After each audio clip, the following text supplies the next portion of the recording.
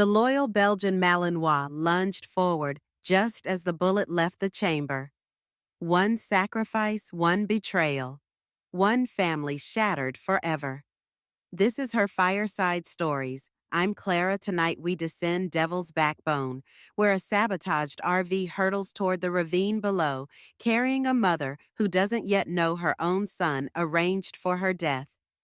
In the chaos, only Atlas, a dog trained to protect, sees the final unforgivable betrayal coming. His body absorbs what was meant for his owner, changing everyone's fate in a heartbeat. By tonight's end, you'll understand why some family secrets are worth killing for, why a mother's love survived bullets, but not the truth, and why a four-legged hero gave everything in one perfect act of loyalty. Our fire burns bright for those who stay until the final twist, the one no one sees coming. First-time listeners, this is where you'll want to hit subscribe. Pour yourself something strong. Our descent down Devil's Backbone begins now. Margaret Maggie Rivers, a soft-spoken woman of 67 with kind eyes and a gentle, worn face like the one in the photo, begins her day in the same soothing rhythm she has kept for decades. Her creased hands methodically scoop chicory grounds into the old percolator, a relic from her ICU nursing days, and she inhales that earthy aroma she has grown to love as much as coffee itself. Outside, the early sun gilds the edges of her tidy yard in Silver Bluff, California. Sunbeams spill over the old willow tree, and the tranquil hush is broken only by the distant call of a lone crow. Then there is the padding of 4 quick paws along the fence line. Atlas Maggie's 5-year-old Belgian Malinois stands guard. He is a handsome dog with alert almond-shaped eyes and a taut muscularity that betrays his intense devotion. He makes a full patrol of the perimeter head high and ears erect, then trots back to Maggie, tail wagging softly. She has grown accustomed to speaking to him as if he's human. This morning is no different. "All clear, boy?" she asks, leaning down to give him a friendly rub behind one ear. Atlas licks her hand, responding with a soft huff of breath, as if to say, "Nothing to worry about. All is peaceful." It is a small comfort, for Maggie has felt an undercurrent of unease lately, an inexplicable sense that trouble is winding its way toward her home. She chalks it up to a nurse's intuition, that intangible sixth sense that can detect tension before it finds form. She never expected that form to take shape so early, but soon enough she hears the rumble of an approaching vehicle. A glossy 28-foot Class C RV glides around the bend and parks in front of her modest home. Even at a glance, Maggie recognizes the tinted windshield and the shining white paint job. This is an expensive vehicle, one that suggests big ambitions or perhaps bigger debt. Aaron, her 36-year-old son, hops out of the driver's seat. He looks tired, as though nights of poor sleep have piled up beneath his eyes. Beside him is his wife Delilah, stepping down with an almost theatrical air. She brushes an imaginary speck of dust from her designer sweater and flashes a camera-ready smile. Maggie forces a warm grin, feeling the glimmer of joy at seeing her son, but noticing the tension in his jaw. "Mom, look at this beauty," Aaron proclaims, rapping his knuckles on the RV's side. Delilah chimes in, "We just thought we'd show you before we hit the open road. Maybe a little test trip. See if you'd like to come along." Maggie's eyebrows lift. She can't recall them mentioning a road trip. And with that question, the delicate threads of their family dynamic begin to stretch. Atlas cocks his head, sniffing the air, as if reading the unspoken. It is only the first sign of bigger trouble lurking beyond the horizon. Later that afternoon, Maggie finds herself seated around a makeshift dining nook inside the RV. The windows provide a broad view of her yard, where she sees Atlas pacing restlessly, glancing every so often toward the RV door. He seems uneasy, as if sensing something is off. Maggie can't help but share that unease. She's perched across from Delilah, who has a theatrical polish to her manner. Every gesture is refined, every smile precisely timed. Aaron, normally chatty, keeps awkwardly quiet. The RV itself is surprisingly plush inside modern fixtures, gleaming countertops and a fold-out table that reveals an elaborate meal. Delilah claims she whipped up just for the family, over roasted vegetables and roasted chicken. Delilah's laughter fills the space like a practiced melody. She expertly guides the conversation from small talk about weather to bigger subjects, ambitions for the future real estate opportunities, and then the mention of Maggie's paid-off mortgage. So how's the old homestead treating you? Maggie, Delilah asks, lightly swirling a spoon through her lemonade. I hear the market's really hot right now. Maggie bristles internally at the suggestion. She's known for a while that Delilah has an eye for opportunities, often other people's opportunities. She sees a flicker of discomfort cross Aaron's face. He won't meet Maggie's eyes. She tries to redirect the topic. It's been nice and quiet, Maggie says gently, picking at her plate. I'm happy with what I've got. Delilah leans in, arching an eyebrow. You've got so much unused equity in that place, though. Don't you ever think of maybe tapping into that for a better lifestyle? Maggie tries to keep her composure, but she can sense a subtext here. Money is short for them, she thinks. They might be fishing for financial help. Aaron clears his throat. Could we not talk about finances tonight? He forces a strained chuckle. It's supposed to be a nice family meal. He stares down at his plate, pushing around a slice of chicken. Maggie sees worry etched across his brow. Overdue student loans, gambling debt. She's not entirely sure, but years of being both mother and nurse have taught her to read hidden stress on a face. She knows her boy is entangled in something heavy. Delilah smiles apologetically, though Maggie senses the wheels turning in her mind. Oh, I'm sorry. I just get excited about new endeavors, Delilah says with a gentle, almost condescending laugh. I want our family in the best position possible. She pats Aaron's hand as if reminding him to stay quiet. Maggie's gaze darts to the door once more, catching a glimpse of Atlas through the RV window. The dog's ears are perked and he stares back, unwavering. He feels it too, she thinks. Something is off. Night settles over Maggie's property like a slow tide of shadows. The RV stands at the curb, its interior lights glowing faintly. Maggie tries to unwind in her living room, but restlessness gnaws at her. She can't shake the memory of Delilah's calculating eyes. The conversation about equity in Maggie's home leaves her uneasy. Why the sudden push to borrow against her property or consider a sale? There's something about the tone of Delilah's voice that feels forced, urgent. Around midnight, Maggie takes a silent stroll to the front window. She notices the silhouette of Aaron and Delilah through the RV's windshield. They seem to be arguing, though it's too muffled to make out words.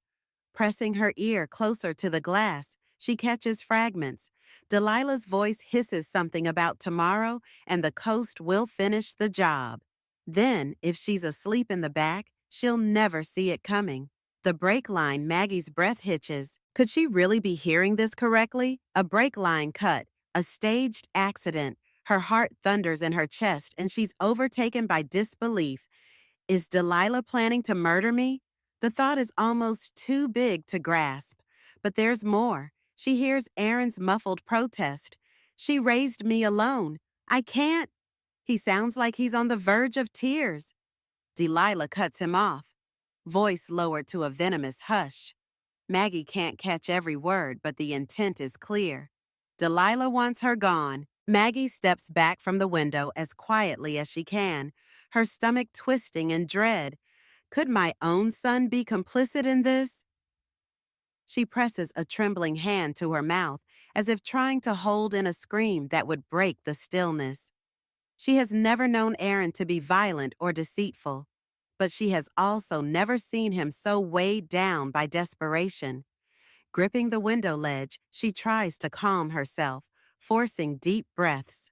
One step at a time, she tells herself she must proceed carefully. No one is safe until she figures out how deep this plot runs. Creeping back upstairs, Maggie sits on the edge of her bed, the old wood frame groaning under her slight weight. Sleep won't come. Instead, her mind replays Delilah's words on loop, searching for rational explanations. Brake line, coast will finish the job. The meaning is unavoidably clear. Sabotage the RV's brakes. Let gravity and the dangerous devil's backbone pass do the lethal work. Maggie pictures the winding road known for its death-defying curves and steep drop-offs, a place where even experienced drivers proceed with caution. This is real, she tells herself, and I need help. The crickets outside softly serenade the night, but inside Maggie's mind, everything is chaos. She tiptoes downstairs to check on Atlas. The dog is curled in his usual spot near the front door, but at the sight of her, he lifts his head, ears forward in concern. The darkness makes Maggie feel as if the walls are closing in. She can't confide in anyone, or so she fears, except maybe one other person, Sam Bridger. But first, she sees a faint light still emanating from the RV. Unable to resist, Maggie cracks open the front door and steps onto the porch. Beyond the glass windshield of the RV, she spots Aaron alone in the driver's seat, forehead resting on the steering wheel. Maggie dares to edge closer, her slippers making almost no sound on the concrete path. From a few yards away, she can see him scrolling through something on his phone, maybe debts, maybe messages from shady lenders. Atlas stands by her side, nose in the air, tail still. Maggie can read the turmoil on Aaron's face, even at this distance. He looks up suddenly, and for a brief moment their eyes meet. Embarrassed or startled, he quickly looks away and pretends not to have seen her. It's a moment that says everything. He's aware that something monstrous is about to happen, but his fear or entanglement is so strong that he can't break free. Atlas, as if sensing the emotional weight, trots forward and rests his muzzle on the RV's running board. Aaron hesitates, then extends a hand to pat Atlas's head. That small act of kindness, that fleeting contact, resonates with Maggie like a beacon of hope. She hears Aaron whisper, "I can't do this," voice quivering almost too low to be heard. Maggie holds her breath, uncertain if she should approach or remain hidden. Ultimately, she retreats, deciding not to push him in this fragile moment. If he is truly a prisoner of Delilah's manipulations, confronting him now might just drive him deeper into secrecy. Instead, she slips back inside, gently closing the door as Atlas follows. I have to do this carefully, she thinks again. She can't rely on the uncertain loyalty of a son under Delilah's sway. Sam Bridger is the only one who might help me, unable to sleep and haunted by the possibility of betrayal. Maggie resigns herself to do what she does best, remain calm under pressure. She kneels down to stroke Atlas behind the ears. He presses his head into her palm, a comforting weight.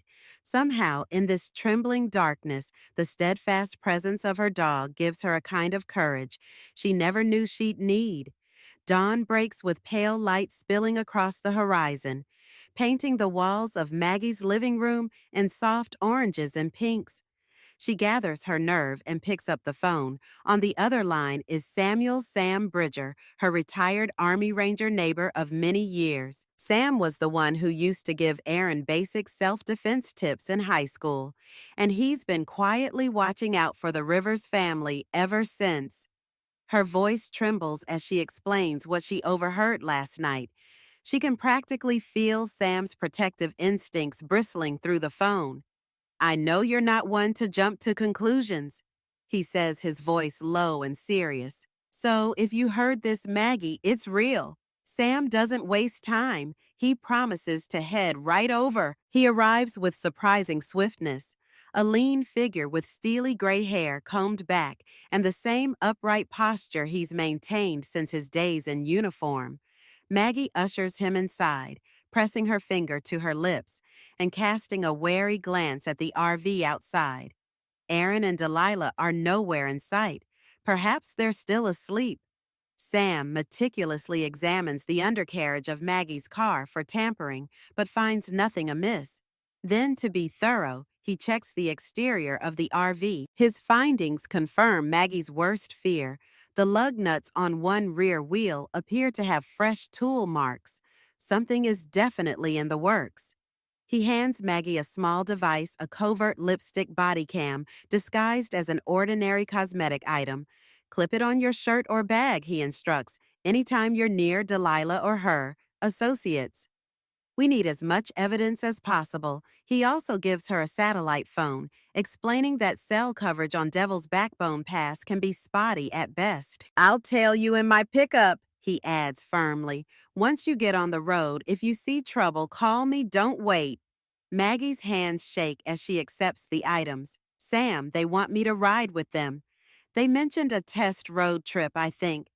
Delilah's plan is to sabotage the RV so I'll not make it back. She can barely say the words. Sam's eyes narrow. Not on my watch. We'll get through this, but stay sharp and keep Atlas close. Maggie nods, grateful for his calm pragmatism. In the distance, she can see movement in the RV's window. Delilah's silhouette.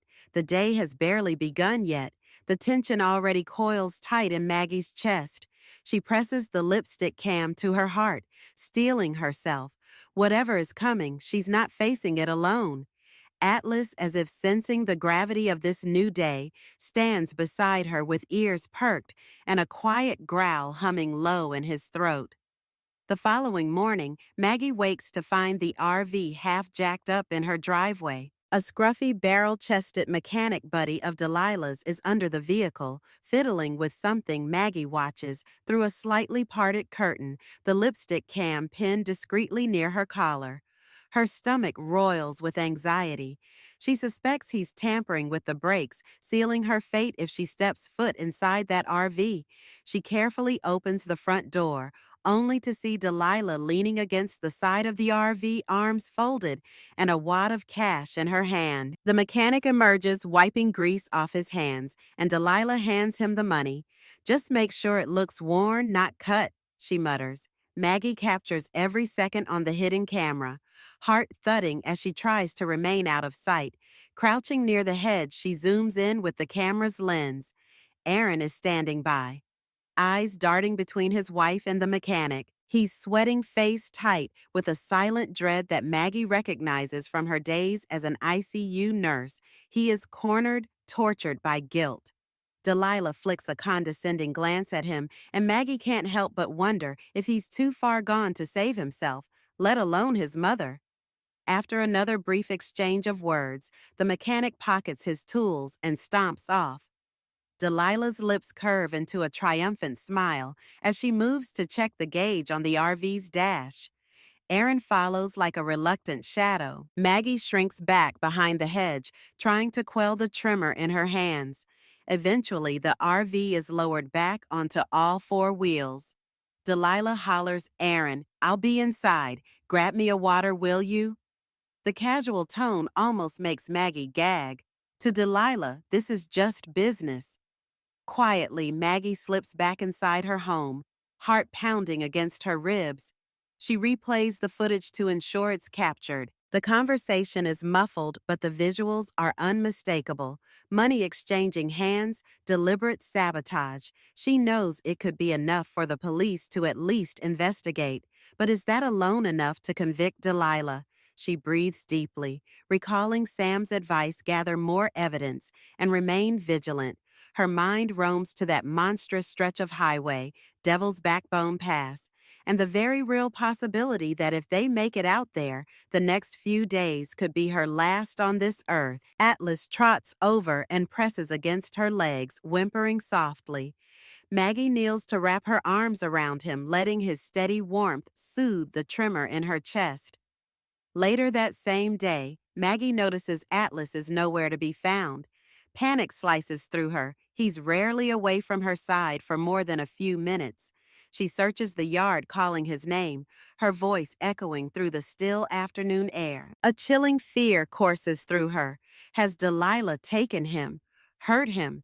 After a frantic half hour of calling, she hears a faint bark from behind the RV. Rounding the vehicle, she finds Atlas limping toward her. His fur is smeared with grease, and there's a raw patch around his neck, as though someone tried to restrain him with a rope. Maggie feels a flash of fury. Someone intended to keep him out of the picture. She kneels, scanning his body for more injuries, and sees a shallow scrape along his flank. It's no fatal wound, but it's enough to jolt her into deeper fear. Aaron appears at the RV door, sees the scene, and a flicker of remorse crosses his face. He steps forward, but says nothing. Maggie can't resist her anger. "What happened to my dog?" she demands, voice trembling. Aaron can only stammer. "I don't know. Delilah told me to. Tie him up for a bit so he wouldn't bother the mechanic. I didn't realize they'd—" He stops himself. "I'm sorry," but the apology rings hollow. Maggie's eyes blaze and she holds Atlas protectively. She sees tears welling in Aaron's eyes, a sign that maybe some humanity remains in him, but for now she can't muster forgiveness. Inside her house, she cleans Atlas's wound. Her hands shake not only from fear for her loyal companion, but from a mounting rage. This has gone too far, and she hasn't even set foot on the dreaded devil's backbone yet. Once more, she reaffirms her vow. "I will gather more evidence, and I will stop Delilah if it's the last thing I do." Atlas, for his part, remains calm under her ministrations, letting out just the occasional whine. The trust in his eyes is unwavering. Maggie can't help but see him as a symbolic extension of her own. Unwavering spirit, hurt but not defeated, dedicated to protecting those he loves.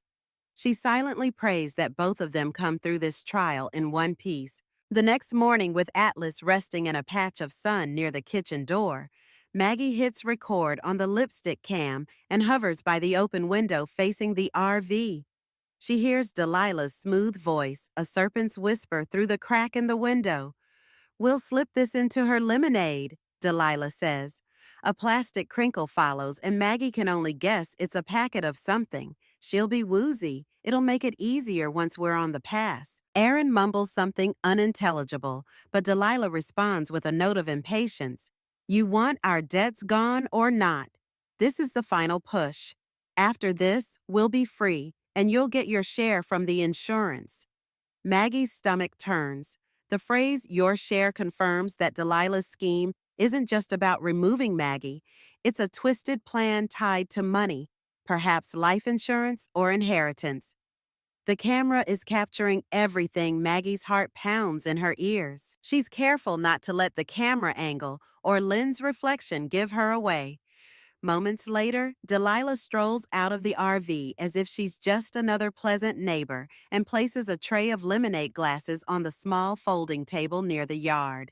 Maggie forces herself to appear normal as she steps out the door. Delilah waves cheerily, calling, "Morning, Maggie, I made something refreshing." Maggie approaches with caution, mindful of the ice cubes glimmering in the sunlight. They're tampered with, she thinks, recalling the mention of benzodiazepines. She pretends to sip, letting the icy liquid touch her lips, but not enter her mouth. The taste is faintly metallic, further fueling her suspicions. She sets the glass down, feigning a polite smile.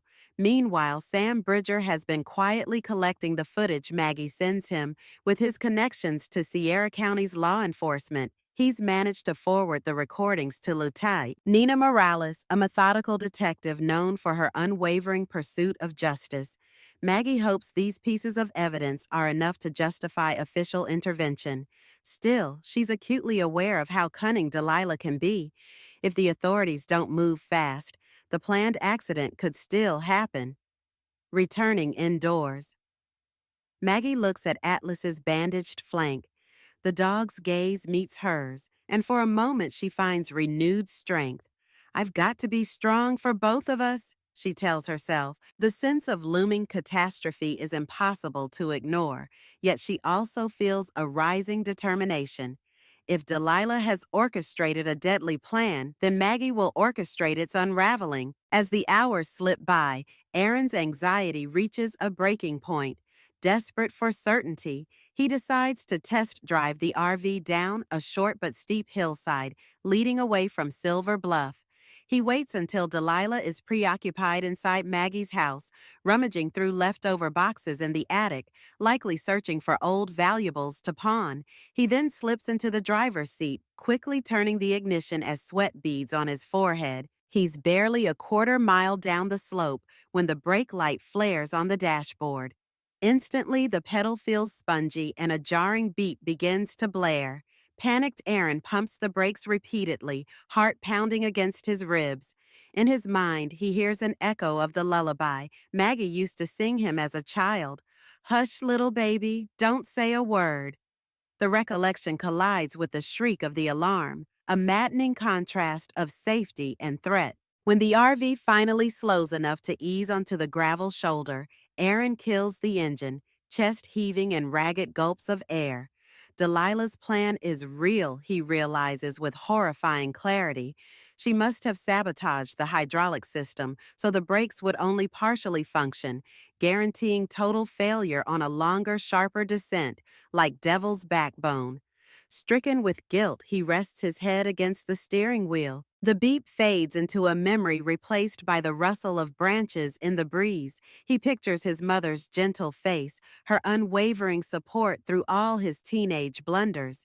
She was the one who consoled him when college loans piled up, who kept him from drowning in despair. And now he's complicit in a scheme to end her life.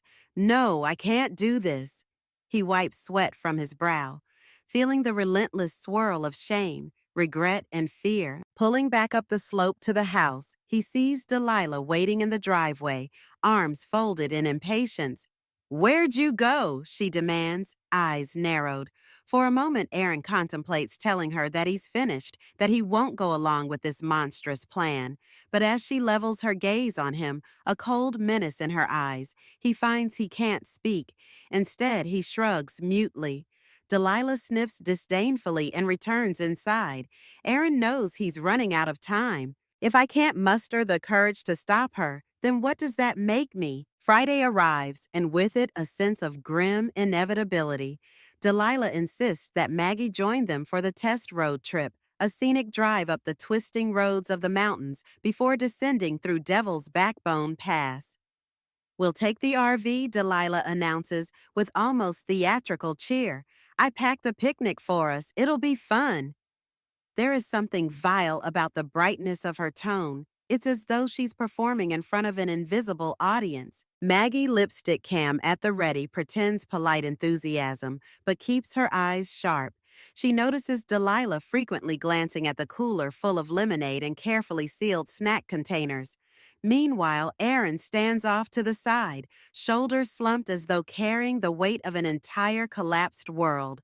Atlas trots in circles, tail twitching with unease. Earlier that morning, Maggie received a message from Lutai, Nina Morales, confirming that an unmarked SUV would be discreetly stationed near the single gravel escape ramp on Devil's Backbone. The detective had recognized enough evidence to suspect an attempted murder scheme, but she lacked the probable cause to make arrests just yet. "We need them to incriminate themselves further," Morales had said gravely over the phone. "We'll be there, but we need more direct proof." Maggie felt a wave of both relief and dread. The net was closing around Delilah, but the plan would have to play out to some extent for the final catch. Simultaneously, Sam Bridger is loading his pickup with tow straps, a trauma kit, and a bag of climbing gear. "I'll follow at a distance," he told Maggie, voice stilled with determination. "The moment things go south, I'll be there." His faith in his own preparedness reminds her of the unwavering fortitude she used to rely on as a nurse, where every shift was a dance with life and death. Now, as Delilah tosses the last bag of supplies into the RV, Maggie breathes in the crisp morning air, hoping it won't be the last time. She can't predict how the next hours will unfold, but one thing is certain: the stage is set for a deadly confrontation on the steep, winding road, known for devouring vehicles that lose their brakes. She looks down to Atlas, who pause at the RV's steps, his muzzle set in a silent determination.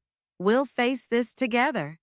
Maggie silently vows, I will not allow Delilah to claim the final say. As the RV chugs away from Silver Bluff, Delilah can't resist filming snippets of their departure.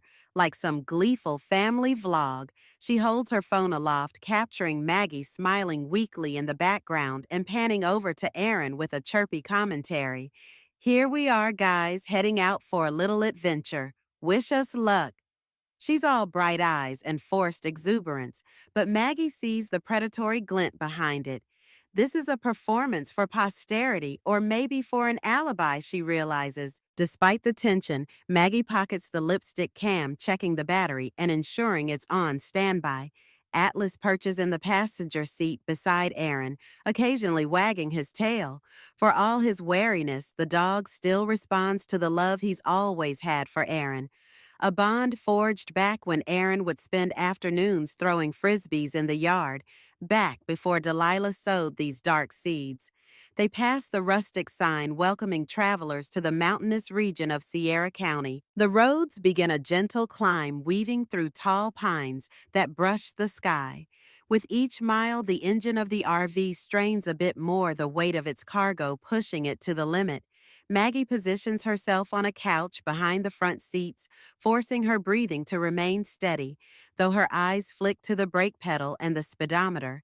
Any moment, the sabotage could show itself. The rising slope leads them to a scenic overlook, a wide level area with wooden guardrails looking out over a deep ravine. Delilah suggests they pull over for a short break, and Aaron complies with a few uncertain glances at the brake light. Once they come to a halt, Delilah bounces out to film the view. Isn't this spectacular? She coos, panning her phone across the jagged peaks. Maggie steps out, shading her eyes from the glare. She notices Sam's pickup truck crawling up the road in the distance, far enough away to remain discreet. The knowledge that he's there gives her a sliver of reassurance. Leaning against the RV, she quietly makes certain that the lipstick cam is recording. She has a feeling that the next conversation might prove crucial. Aaron walks around to check the wheels, an unspoken gesture of caution. Delilah intercepts him, pressing the phone into his hands to get a shot of her. Maggie wonders if Delilah suspects Aaron's nerves are fraying. If she does, she'll clamp down all the more. A slight gust of wind stirs the pines, carrying the scent of impending storms. Maggie feels it ripple across her arms. We haven't even reached the pass yet, she thinks grimly, and already the tension is wound so tight it might snap at any second. Climbing higher up the ridge, the RV rumbles along an ever-narrowing road. The sun dips behind a bank of clouds, casting the landscape in shifting patches of light and shadow. Inside, the atmosphere grows thick with unspoken knowledge. Aaron mutters under his breath about the brakes feeling odd, prompting Delilah to hiss. Stick to the script. Maggie pretends not to hear the exchange, but her mind catalogs every detail for the authorities. A part of her longs to confront Delilah openly, to scream accusations and demand that Aaron turn the RV around, but that impulse is tempered by caution. She needs airtight evidence, and she needs Sam and Lutie Morales to be in position. A reckless move now might tip Delilah off too early, or endanger them all if Delilah decides to do something drastic.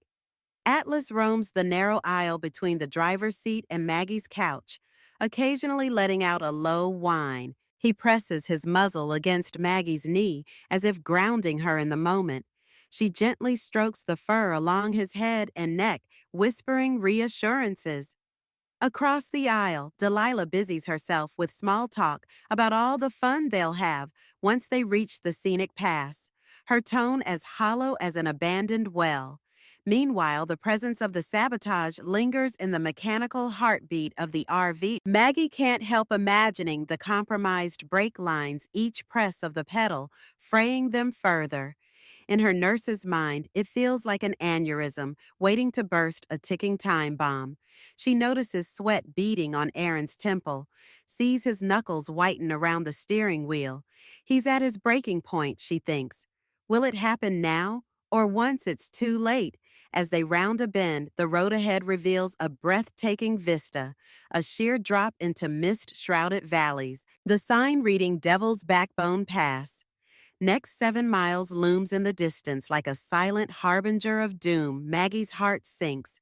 This is the final uphill push before the precipitous descent.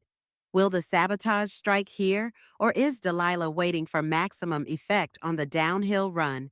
Her eyes drift to the side mirror, searching for a glint of Sam's pickup. She sees nothing yet. He'll be there, she reassures herself. He promised. Even so, the magnitude of what lies ahead makes her pulse skitter. She tries to focus on the fact that the law is also waiting perched near the escape ramp.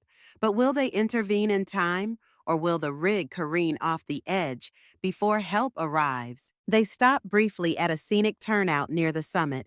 The view is undeniably majestic, a sweeping panorama of pine-studded mountains rolling to the horizon. Delilah insists on a family picnic, which Maggie suspects is more prelude to betrayal. Sure enough, Delilah retrieves a cooler from the RV. She pours that same lemonade laced with sedatives into 3 cups. To the journey, Delilah says, lifting her own cup in mock celebration. Maggie pretends to sip again stealthily, letting most of the liquid dribble into the dust at her feet. She catches Aaron shooting her a conflicted look as though he's aware of the brew's toxicity, but can't bring himself to sabotage Delilah's plan outright. Instead, he silently raises his cup to his lips, taking only the smallest swallow. Even he seems unwilling to ingest the poison intended for Maggie. Inside the RV, Atlas watches from the window, panting slightly. Maggie can feel his eyes on her, a silent guardian even from a distance. The wind picks up, rattling the branches overhead. Gravel crunches underfoot as Delilah prods for them to settle around a small folding table. Maggie notices a metallic tang in the air that reminds her of oxygen canisters from her ICU days.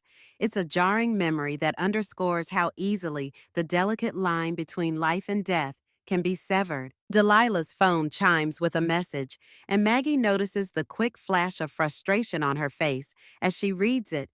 Perhaps the mechanic is demanding more money, or maybe Sam's presence has been spotted from afar. Regardless, Delilah's facade cracks for a split second before she plasters on another brittle smile. Well, she says with faux brightness, let's hit the road before dark. Maggie nods, setting her untouched lemonade aside. Her nerves feel as taut as the string on a drawn bow. She can almost hear her own pulse in her ears. Any minute now, the real descent begins. She tells herself, a sense of inevitability coiling in her gut. Aaron gathers the cups and dumps the contents behind a boulder, his hand trembling. When he finally meets Maggie's gaze, she sees both terror and regret in his eyes. It's not too late, she wants to say. You can still do the right thing. But words fail her as Delilah strides by, carrying the cooler back to the RV. With the scenic turnout behind them, the only path forward is the winding pass. Maggie feels the intangible shift in the air the moment before a storm. She pats Atlas gently on the head as she climbs inside, bracing herself for the danger that's about to unfold. The RV crests the pass summit, the road meandering along a razor-thin edge flanked by sheer drop-offs. Aaron eases into the driver's seat, flicking on the headlights to pierce the encroaching dusk. Maggie seats herself on the sofa behind him, bracing her feet against the floor. Her eyes flick to Delilah, who lounges in a passenger chair. Phone in hand, she's expecting everything to go wrong now. Maggie thinks, and pretending she doesn't know a thing. Then it happens. Aaron taps the brake to begin the descent, and the pedal plunges to the floor with no resistance. A shrill warning buzzer erupts from the dashboard. Maggie's stomach drops as the RV lurches forward. Delilah emits a gasp of feigned shock, far too theatrical to be genuine. Aaron, what's happening? She says in mock panic. The vehicle picks up speed, rolling downhill as gravity takes hold. Maggie clutches the sofa arm, her eyes on the speedometer, climbing 30, 40, 50 miles per hour. The edges of the pass blur, ravines yawning open on her right. Delilah pretends to fumble with a seatbelt, But Maggie notices a glint of something near Delilah's foot, a possible crowbar or iron bar. She has a backup plan. Maggie realizes Aaron's voice is a ragged shout. The brakes are gone. He steers desperately, the RV fishtailing around a tight corner. Maggie slides off the sofa, nearly toppling to the floor. Atlas barks wildly. Hackles raised, clearly sensing the mortal danger. Maggie's mind flashes back to teenage driving lessons, how she taught Aaron to pump the brakes on steep hills and shift down for engine braking. She hopes he remembers. As the vehicle careens around another switchback, the sky outside shifts from dusky purple to nearly black. The headlights illuminate swirling dust and the merciless drop beyond the guardrail. Maggie hears Aaron whisper, "Hold tight," Mom, with a tremor of guilt in his voice. She finds her voice calm despite the fear. "Downshift, let the engine help." He does so, and the RV groans in protest, but it slows marginally. Delilah, seeing that a total crash might not be imminent, grips that metal bar more tightly.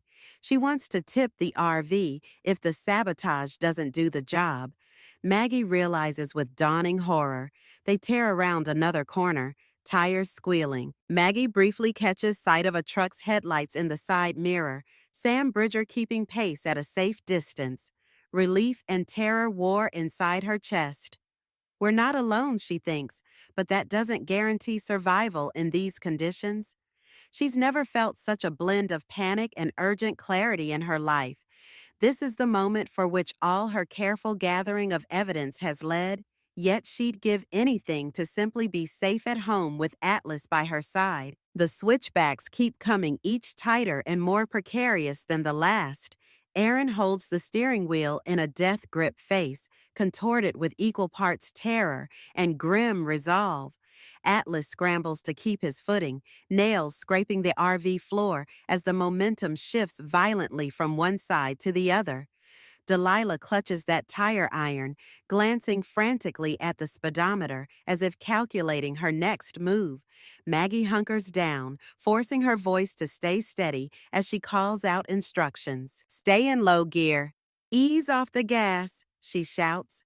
But the problem isn't acceleration. It's the unstoppable pull of gravity on these steep grades. The engine brake can only do so much. The speed climbs 55 to 60, 65 miles per hour. The RV rattles dangerously and the cliff's edge glimmers like a jagged mouth waiting to consume them. Then Delilah lunges forward, making a sudden grab for the parking brake lever. Maggie instantly recognizes the tactic. If she jerks that brake at high speed, the vehicle might fishtail and roll. With a strangled cry, Aaron uses his free hand to shove her away. It's a half measure, but enough to keep Delilah from locking up the rear wheels. She spits in fury, her polished veneer peeling away to reveal something raw and feral underneath. "Why can't you just finish this?" Delilah snarls, her voice ripping through the cabin. "You were supposed to let go and let the past do the work." Aaron's eyes glisten with tears. "I can't kill my own mother," he yells, the words bursting out at last. In that moment, Maggie senses a shift. Aaron has finally chosen a side. He's done being manipulated. Delilah, though, isn't giving up.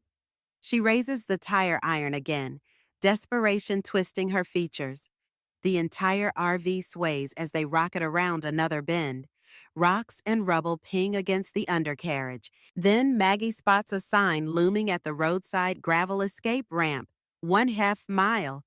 Adrenaline surges through her veins. She recalls Sam mentioning the presence of an unmarked police unit near the ramp. If they can just hold on a bit longer, they might make it there. "Aaron," she shouts, pointing to the sign. "That's our shot, but the margin for error is microscopic." Delilah realizes it too. Her eyes flicker in panic and she raises the tire iron as if to sabotage the steering entirely. A second pair of headlights appears in the side mirror. Sam's pickup draws nearer, hazard lights flicking. He's ready to intervene, Maggie thinks. But if we swerve now, it might be too late.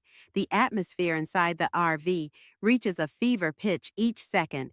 a precarious teeter between life and death. Hold on, Atlas, Maggie prays, feeling the dog's frantic warmth against her side. We're almost there, just a little farther. Aaron, tears streaming down his face, fights the wheel as if wrestling a serpent. The looming presence of the half-mile marker to the gravel escape ramp becomes their singular ray of hope. Over the deafening whine of the RV's engine and the screech of worn tires, he shouts, "Mom, brace yourself! I'm taking the ramp." The speedometer hovers near 75 mph, far above any safe limit, but there is no other choice. Delilah, realizing the plan, lunges from her seat, brandishing the tire iron like a woman possessed. Maggie shifts her weight, determined to intercept Delilah if she tries to yank the parking brake or jerk the wheel. Atlas barks an explosive sound that momentarily distracts Delilah.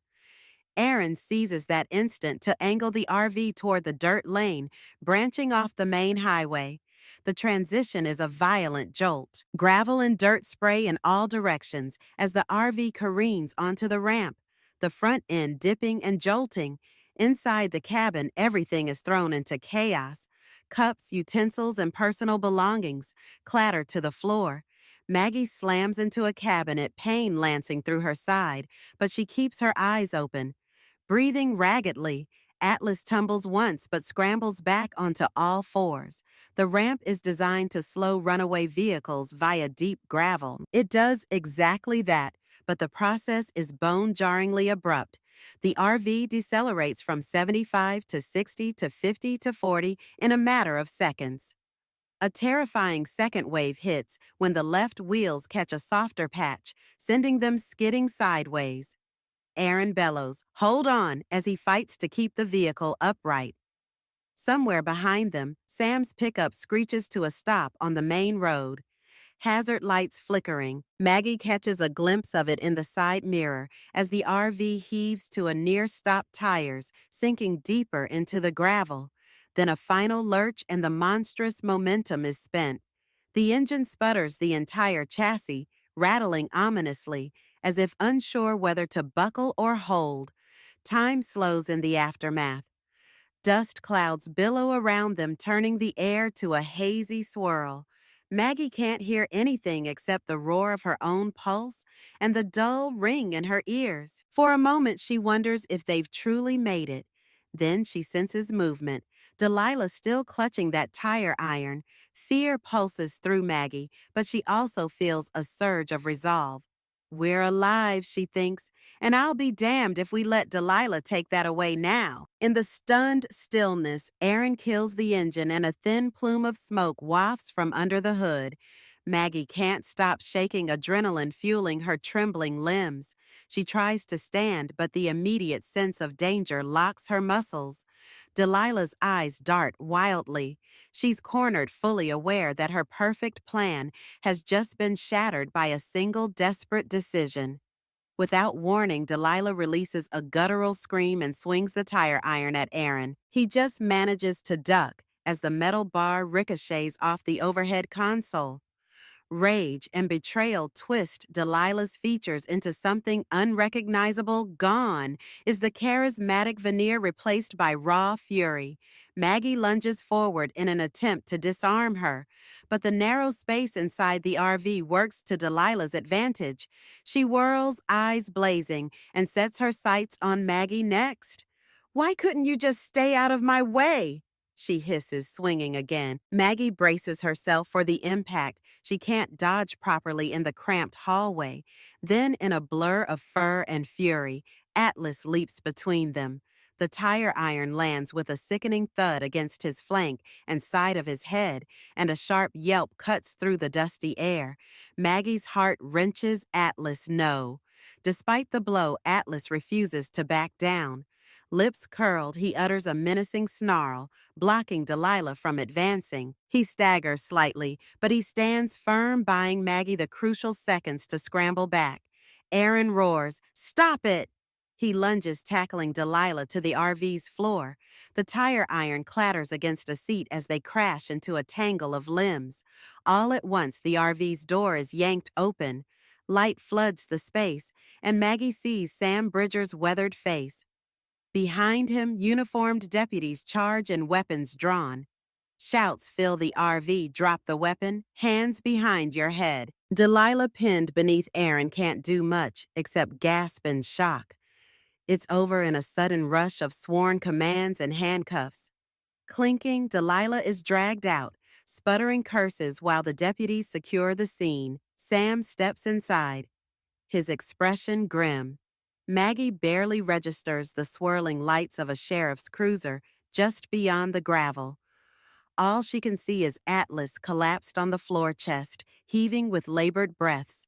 Blood mats the fur on his side and his eyes are half closed. Maggie kneels, her trembling hand seeking the steady thump of his heartbeat. She can hardly see for the tears burning her eyes. "You saved me, Atlas. Please hold on." The dog's tail gives a feeble wag, and she whispers his name repeatedly. Voice breaking, when she looks up, she sees Aaron weeping as well, his face streaked with dust and tears. He reaches out to gently place a hand on the dog's flank. The final illusions are gone. Delilah's hold, the deadly plan, and any pretense of innocence. All that remains is raw, aching humanity in the aftermath of a betrayal that nearly cost them everything. Outside, a swirl of lights and uniforms envelops the RV, like a scene from a grim documentary. An ambulance stands by and paramedics rush to assess the battered group. Sam stands guard near Delilah, who is handcuffed and shouting her innocence, her words drowning under the weight of cold, hard evidence. The dash cam, the hidden lipstick cam, and even Aaron's phone reveal the whole conspiracy: insurance fraud, sabotage, and attempted murder. Meanwhile, inside the RV, Maggie cradles Atlas's head on her lap. Each breath he takes rasps with agony.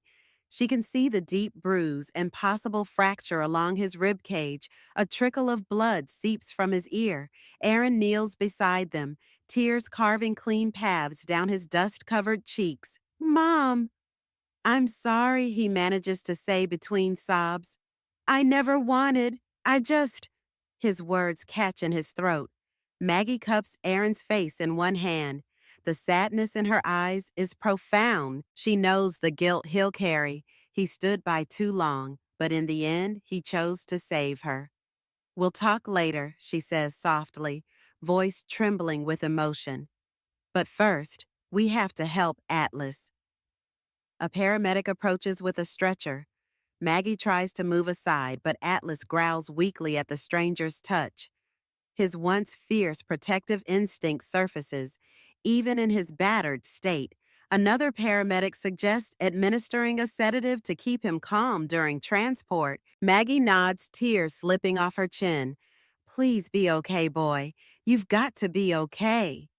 They gently lift Atlas onto a backboard. He whines once, locking eyes with Maggie, as if seeking reassurance. She stands to follow them out of the RV, but the paramedics caution that they need to stabilize him first.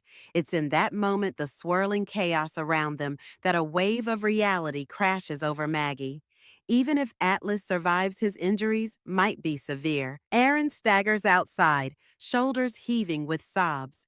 Deputies are taking his statement while also reading Delilah her rights. The air is thick with tension, but also a strange sense of relief, a near tragedy that ended with the conspirators caught. Sam gives Maggie a solemn nod, placing a steadying hand on her shoulder. "You made it," he says. Then his gaze flicks to the dog. He's a hero. Atlas's stretcher is loaded into the ambulance. Maggie rushes to climb in with him, ignoring her own scrapes and bruises.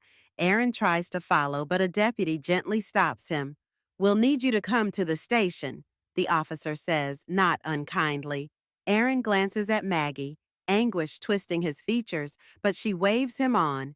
"Go," she whispers. "Tell them everything." The ambulance doors slam shut, and as the sirens wail to life, Maggie's entire universe narrows to the battered dog lying in front of her, whose loyalty led him to absorb a blow that was meant for her. They rush Atlas to the nearest emergency veterinary clinic. Maggie sits by his side, ignoring her own bruised ribs and throbbing headache.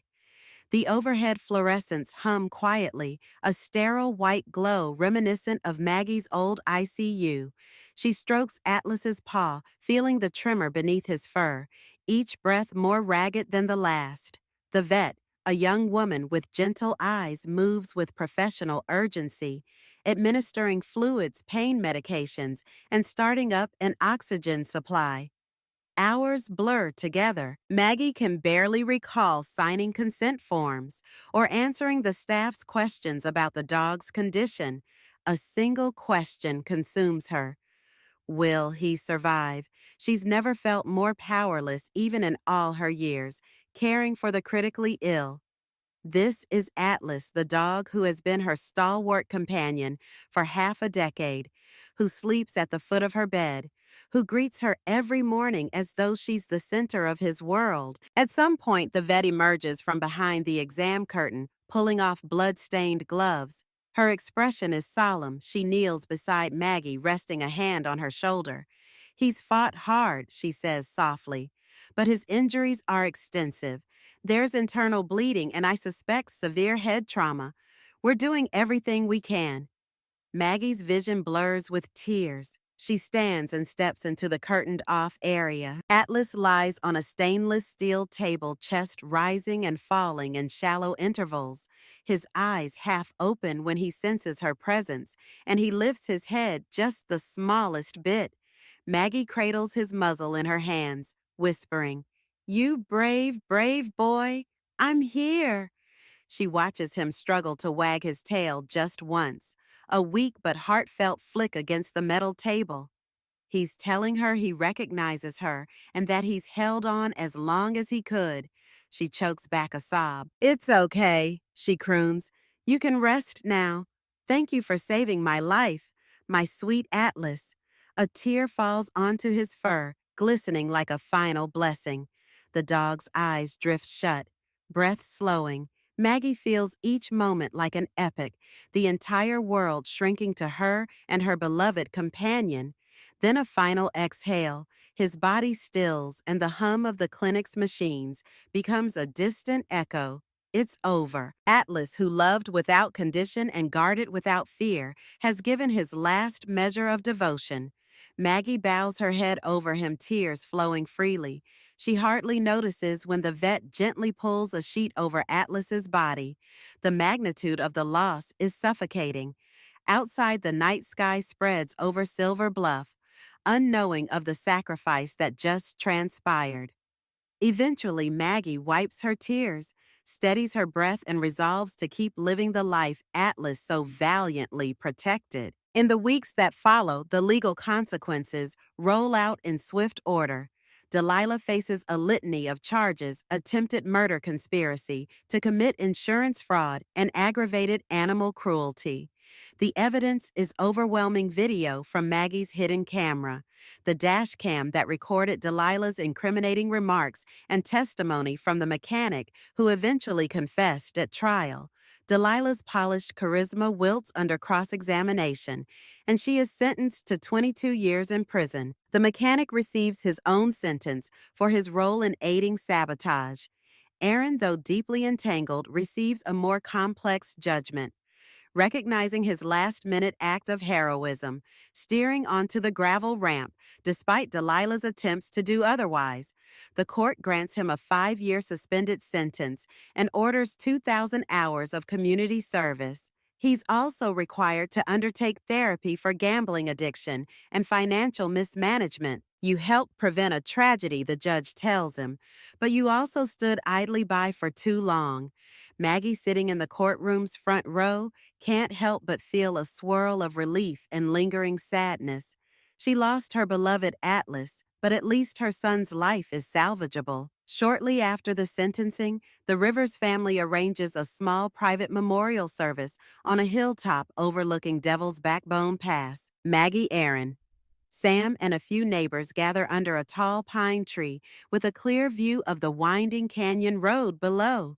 This is where they bury Atlas, placing him in a humble wooden casket lined with Maggie's softest blanket. Sam leads a short tribute voice thick with emotion. He recalls how Atlas was always the first to greet him with a wagging tail, how the dog once scared off a pack of coyotes near Maggie's chicken coop, and of course, how he gave his own life to protect Maggie from Delilah's final blow. A simple marble marker is set in the earth. On it, Maggie has chosen an inscription that reads, "He loved without condition. He guarded without fear." Standing beside that marker, Aaron sets down a small stuffed toy, a gesture reminiscent of childhood, a quiet nod to the comfort Atlas once gave him. Tears glisten in his eyes as he mouths an apology. Maggie puts an arm around her son's shoulders, feeling both the weight of her sorrow and a gentle stir of hope. In a move that surprises no one who truly knows Maggie, she establishes the Atlas Trust, a fund dedicated to supporting rescue dogs, trained to assist the elderly or vulnerable individuals.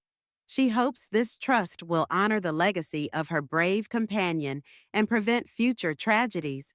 In the weeks that follow, donations come from fellow nurses, neighbors, even strangers who hear about the heroic dog that helped bring a criminal plot to light. Atlas's memory will live on. Maggie tells herself standing at the hilltop, wind shifting through her graying hair. Months pass and the scars, both physical and emotional, begin the slow process of healing. Devil's Backbone remains its treacherous self, an unforgiving road carved into the mountainside, but now there's a renewed sense of caution among the locals, spurred by the near disaster involving Maggie's RV. Sam Bridger, ever the protector, organizes a free senior road safety class at the local community center, teaching driving fundamentals and emergency maneuvers. "Call it a lesson learned," he says. Referencing the sabotage that nearly claimed a life, Maggie finds a new calling as well, teaching part-time pet-assisted therapy classes at an adult daycare. The clients light up when they interact with therapy dogs, and each time Maggie sees a dog's wagging tail or a gentle lick on someone's hand, she thinks of Atlas. She might feel a pang of grief, but it's tempered by gratitude. "He reminds me every day of what love and loyalty can accomplish," she says in her heart. Meanwhile, Aaron finishes his mandated therapy sessions. He also begins training as an EMT, a sentence requirement that becomes something more, a genuine calling to help others in need. He studies long hours shadowing paramedics who remind him of the same unwavering dedication Maggie always showed in the ICU. Every few days, he visits the hilltop grave, where fresh mountain breezes rustle the pine branches overhead. He kneels by the marble marker, pressing a hand to the earth. "I'll make it right, buddy," he murmurs, eyes stinging. "I promise." When mother and son drive home from the cemetery one evening, the sun is setting in a riot of pink and gold over the pass. The temperature cools and a hush settles over the winding highway. Maggie grips the steering wheel, feeling both the familiar pang of dread and a sense of reverence. If not for the gravel ramp and for Atlas, she wouldn't be here. The memory of that final heroic leap is burned into her mind, as is the crash of the tire iron against his flank. Yet out of that horror was born a path to redemption and renewal. As they pull away, Maggie's words echo in the quiet car. "The road has bends, the heart has brakes. Atlas showed us where to stop." In the side mirror, Devil's Backbone shrinks into the distance, becoming just another winding stretch of asphalt leading toward the horizon. This time they leave it behind with a profound sense of closure. They are at last free to move on. As our story of Devil's Backbone fades into the night, I find myself still haunted by Atlas's final act, one perfect moment of loyalty that outshone a lifetime of betrayal. Some heroes wear fur instead of capes. I'm Eleanor, chin keeper of the flame at her Fireside Stories, where loyalty and betrayal dance in the firelight. Next week, we'll venture into the abandoned lighthouse at Widow's Point, where a daughter's desperate search for her missing father reveals a century of maritime secrets. You won't want to miss the moment when she discovers what the tides have been hiding all these years. First-time listeners, This is your invitation to join our Fireside family. Subscribe now and bring a friend next time. This community grows with every story shared. Tell me in the comments if you were in Aaron's position at the cliffside with redemption, just one dangerous choice away. What would you have done? Share your thoughts and where you're listening from tonight until our flames meet again. Remember, the most loyal hearts often beat on four legs, not two. Good night, my friends. Sleep well and keep your loved ones close.